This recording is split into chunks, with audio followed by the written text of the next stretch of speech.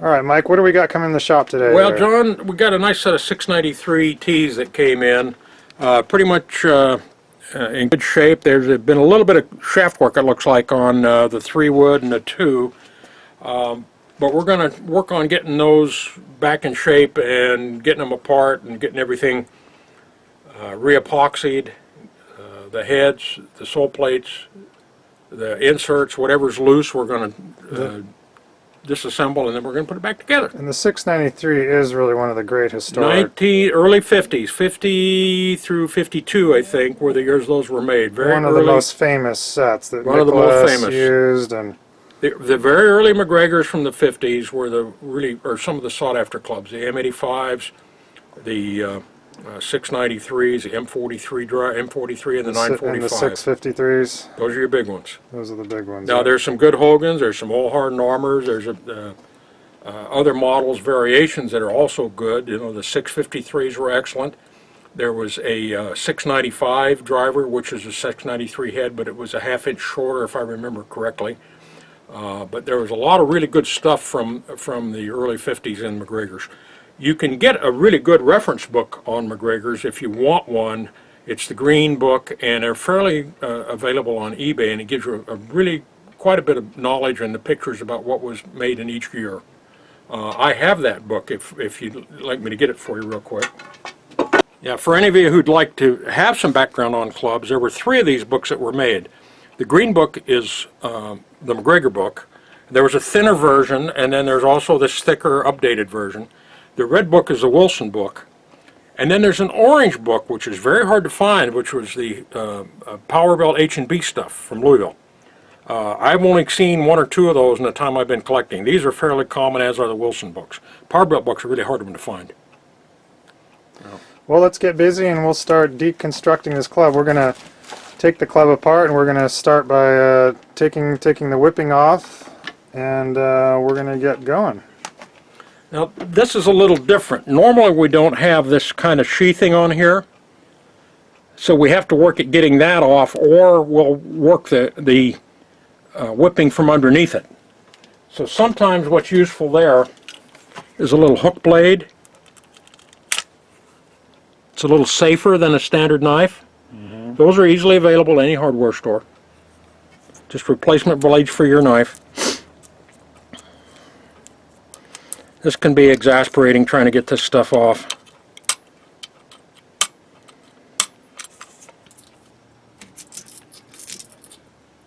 This is kind of the hard way. Usually you don't have these covers on here. I'm noticing that it's actually in pretty good shape. So I might try to save this whipping if it doesn't break on me and reuse it just for originality. Because it's good whipping if it just hasn't degraded over the years. And you just store that up on a spool? Well, you can. What I typically do a lot of times is wrap it around the butt of the club and then just secure it with an elastic band or something like that. That way it stays with the club it came off of. Okay, so you think you're going to save this whipping? Yeah, we're going to try. We'll see what happens. We might as well. It doesn't hurt anything. I just wrap it around the end of the club. That's just a way to do it. There's other ways. You could put it on a spool or something else to keep it intact and mark it with what it is and what it came from. This just seems to work. So if you can salvage the whipping, I would if it looks good. It isn't abraded anywhere. It appears solid. Yeah, you can save it, and just wrap an elastic around it 3 or 4 times to hold it. Now you've got it where it came from. Yeah, that makes sense. Good idea. I never would have thought of that. All right, now that we've got this off, what we're going to do is look at the neck, see what we notice. We don't really see any cracks in this neck. That's good. A little bit of separation here. There's a good chance this head's loose. Won't know until we try, but my experience is they're almost always loose because the glues that they use really weren't very effective. Mm-hmm. Yeah, the glues are a lot better nowadays. Yeah, exactly.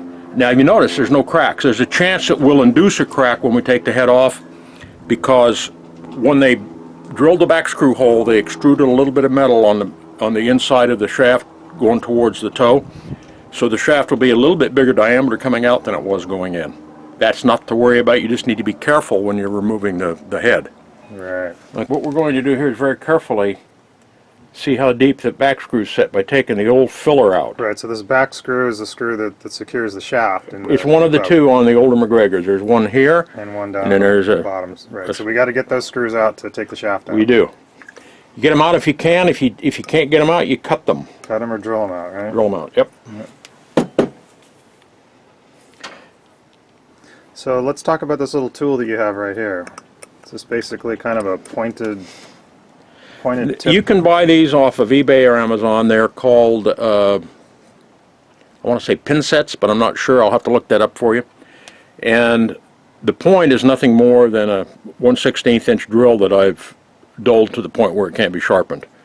And I sharpen those on the sander or on the grinder. This one has two ends.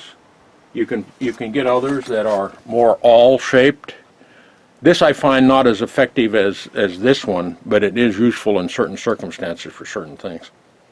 Okay, so it's pretty difficult to get all that It filler can out be sometimes, very huh? difficult to get the filler out.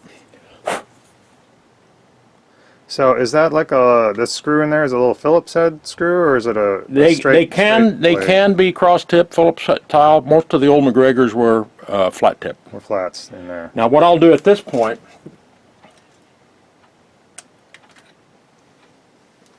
is take just a small flat tip and I'll start working the screw to see if in fact I can loosen it at all. You got any chance of getting that thing out, huh? Yeah, see if there's any chance at all.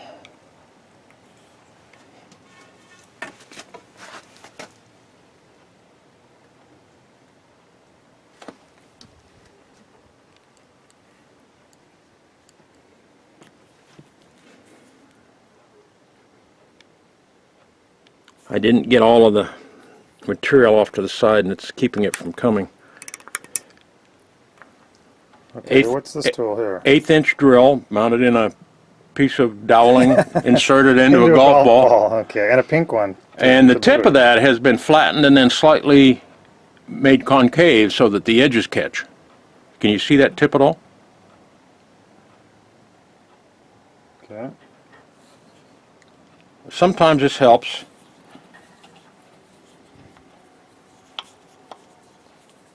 So it can be a bit exasperating. Yes, very much so. Would you say that's the toughest screw? I've always found that to be the toughest Oh, screw yeah, to get out. absolutely. Yeah, of all the screws. This and the back screws and irons. So when you put a club in a vise, you don't want to crush don't the wanna wood. go metal to or metal. even yeah, well, of course we're not going to do metal to metal or metal on wood. So you've got. They do have other types of clamps. These will also work. Yeah, those are what I have. They're easy, but you have to mount and demount the club all the time. And there are certain circumstances like pulling a shaft where those work very well because they give you a longer bite. Right. But I typically use this tool.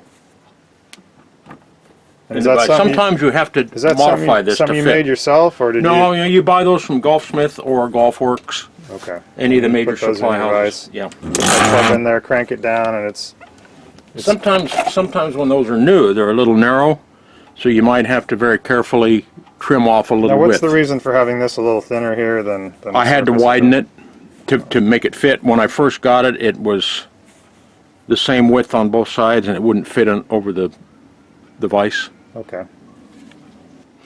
Slightly smaller screwdriver. Still working on this back screw. Yeah, it's not wanting becoming to come. it's becoming exasperating already.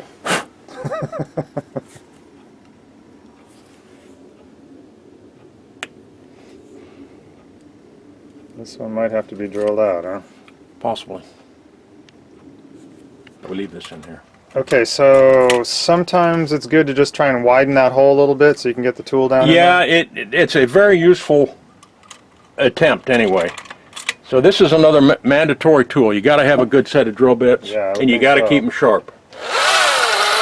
And I'll talk to you about a drill doctor at some point in the future. Very carefully, just spin it just to widen the hole out a little bit. This also serves the purpose to countersink the back screw and start a pilot point for a 1/16 drill if we have to go that route. Clean this marker out. Clean that out a little Yeah, bit. yeah. Oh, there's one other thing we can do, is we can actually take this set screw out. Sometimes that'll allow the shaft to move a little bit and it'll loosen that screw. So I've been known to do this as a possible solution. Now, do you think it's still important to pin the shafts? Oh yeah, if you can, it If is. you can, even with the modern glues and epoxies? You can get by not doing it, but I think it adds a level of security, but it is a laborious process. Make sure your bit sits well on the screw. Turn it both directions. It actually heats it a little That bit. one's coming out. So let's talk about these screwdrivers are special screwdrivers typically, right? Now these aren't. These are actually fairly common. And a lot of the bits that I use are common. What were the old screwdrivers they used? It was a different... They were, a lot of the older screws were reading prints, and there was another one, and I really can't remember the name. Some of the students will remember, they've written to me about it, and I was really familiar with it. So somebody can contribute that at some point in time. So you just keep a bunch of different screwdrivers. Yeah. You can buy little sets like this that gives you different types of bits, and you always want to make sure that it's set in that it sets in and is solid. If you don't, you're going to strip the screw. Then then you've really got a problem. Well, no, it's solvable. Solvable. It's solvable, but you're adding problems. You're adding problems. Right. Okay, let's try one more time.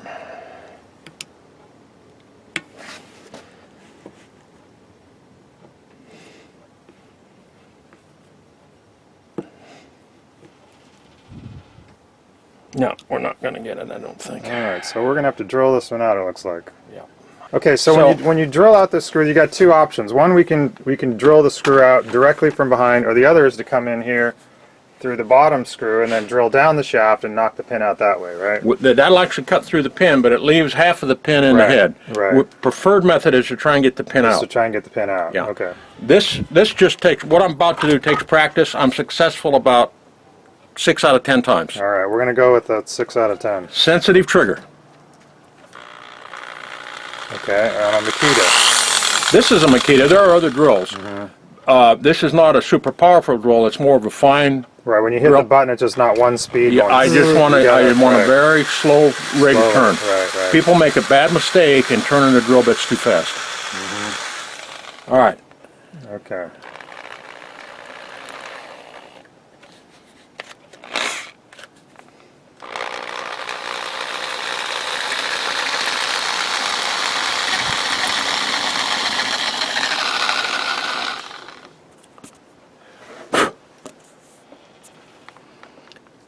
If you can get this centered, then you have a chance to set a number 1 easy out in it and get it out.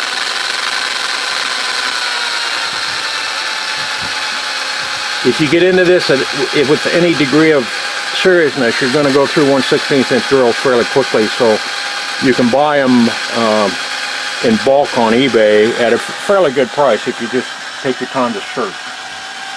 Same with 1/8 inch. 1/8 inch is a highly used bit. Film the very back. Yeah, so we can see it is cutting a little bit because we do see some metal filing shavings coming out of there.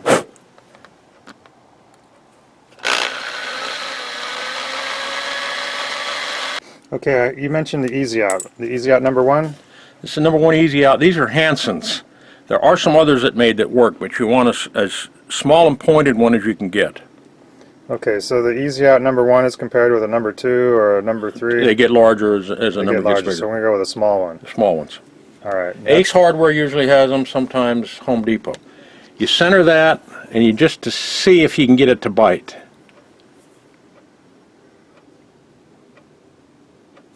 If you can't, I use got some kind of threads that are going to grip down into what you just drilled. If you look at that, you can see they're a reverse thread. They're reverse threaded, right? So you stick it down in there, and then. And you can actually buy these for the other direction too. Right. You can buy reverse thread easy outs. Kind of what those old Spalding shafts went in the opposite way, exactly. Right? When you screw into the heads the wrong way. Sometimes just a gentle pressure while you're turning with the... Just tap on that a little bit. Sometimes that works fine. Sometimes it'll come out without tapping. It looks like something's happening here. No. More exasperation. Okay, so what do we got here Indispensable now? Tool. This is the automatic that you push and lock. Okay. You're going to heat the brass rod up. I modified the tip a little bit. I don't want to burn the hole if I can avoid it.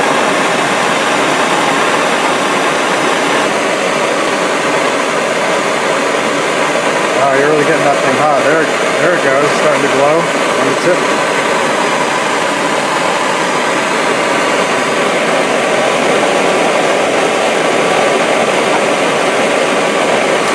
That's getting hot now. Alright, so we got this red hot tip. It's going to go down in there and heat that thing up and see if it doesn't just loosen up. You can always apply heat. Okay. And that's heated up. Try to easy out one more time.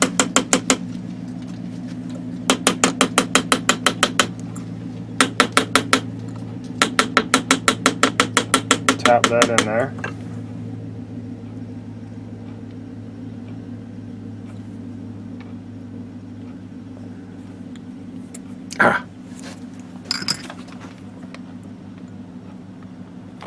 Drill that down. We're setting it in, so it's going to have to get cut probably.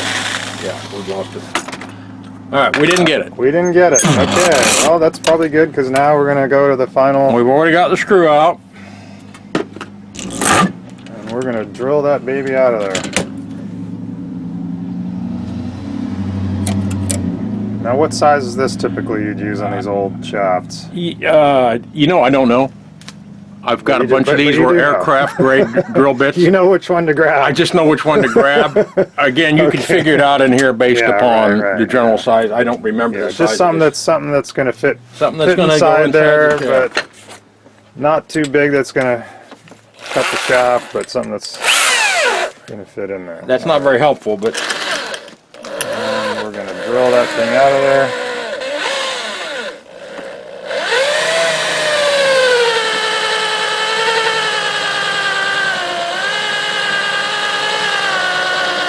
the long bits are good because if your drill slips, you won't scar the sole plate. And you got it. Alright, what do we got now? Once again, indispensable tools, 1/8 inch pin punch. Okay. Make sure your workbench is fairly clean so you don't want to put the club on something that's going to scar the toe. Surprisingly, I like the smaller hammer, a little ball peen. They work real well. You don't need a whole lot of force a lot of times in this, so these actually work pretty well. They're not very expensive. I want to drive that part of the back screw as far in as I can, and I may have to drill it again.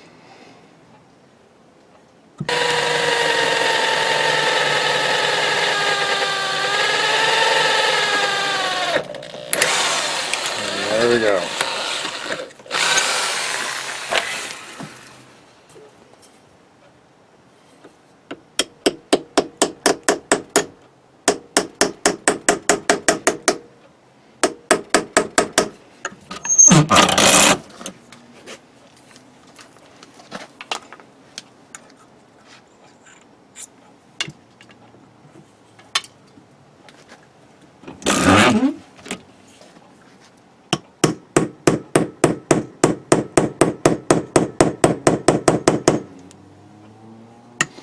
So essentially we're hammering that pin into the wood on the other side. Not yet. Not yet. We're getting that heel side pin completely out of the way. And what you can do at this point is you can just stick a screwdriver or something in there and make sure that... Make sure you got that out of there.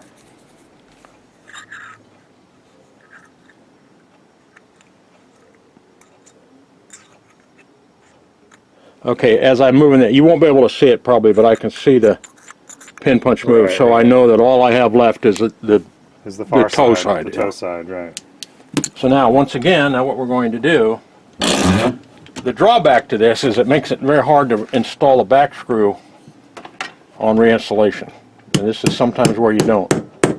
Now we're driving the remaining part of the pin into the head, just enough to clear the shaft.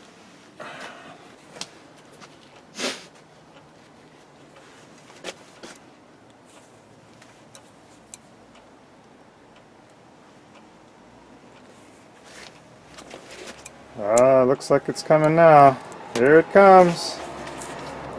And there we go. We got it off. That's the glue they used. It's nothing more than a pitch-like material. But it worked pretty well. Like a pine tar pitch. And you can see we didn't really do any real damage to that neck, although there is a very small crack starting right there. Yeah, but that would always kind of happen. That's going to happen. It's almost paper thin at the top of these things. So now, a secret here, while this is in the vise and you're ready to go, take a piece of tissue paper, paper towel, a little paint thinner. Real stuff, rather than the water-based VOC compliant, is much better. Just clean that off. Yeah, assuming we're going to use that same shaft to put it back in. In this case, we're going to use the same shaft. And it's messy anyway, so it's good to get it cleaned up. Get it all over your clothes. That comes off pretty good. So what was that stuff? Is it kind of a turpentine? No, it's mineral spirits. Paint mineral thinner. spirits. It's paint thinner. Paint thinner. Okay. The problem you run into is that many states have gotten VOC compliant Well, paint we're not thinners. going to talk about that here. And well, it's hard to get the right stuff. Right. That's my point. Is it's hard to get real paint thinner.